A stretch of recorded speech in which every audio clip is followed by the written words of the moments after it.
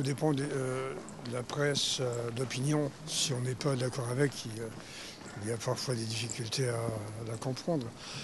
Je pense qu'on n'a pas une presse suffisamment libre. Je pense que les journalistes, quelles que soient leurs opinions, gauche ou droite, s'auto-censurent.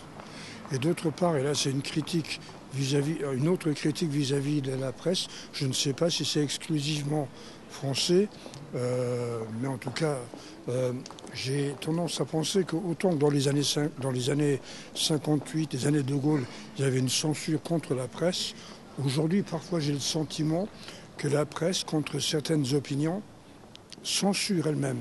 Donc une inversion. Et cela étant, il y a quand même certains journaux, certaines revues qui sont de qualité. Et je suis moi-même lecteur, je ne sais pas si je dois citer des titres, mais je lis la presse, je suis abonné à des journaux. Mais j'ai quand même cette critique d'une presse qui est parfois tendance à censurer lorsque, par exemple, un courant politique est un peu en marge. On le laisse un peu de côté, on ne l'interroge pas. On voit ça notamment dans les campagnes électorales où les petits mouvements politiques sont laissés de côté, où on ne révèle que la sensation. Voilà. Alors il y a un journal que je lis assez fréquemment, c'est Les Échos qui font des dossiers. On peut ne pas être d'accord, mais on a les moyens de juger.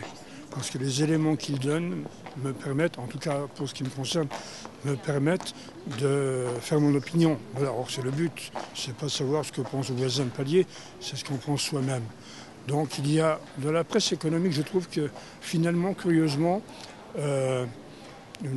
plus de largeur d'esprit, on a plus de possibilités si on fait l'effort de réfléchir sur ce que l'on lit, si on ne veut pas se contenter d'avaler l'information. Je pense qu'on a plus de choix que de la presse généraliste.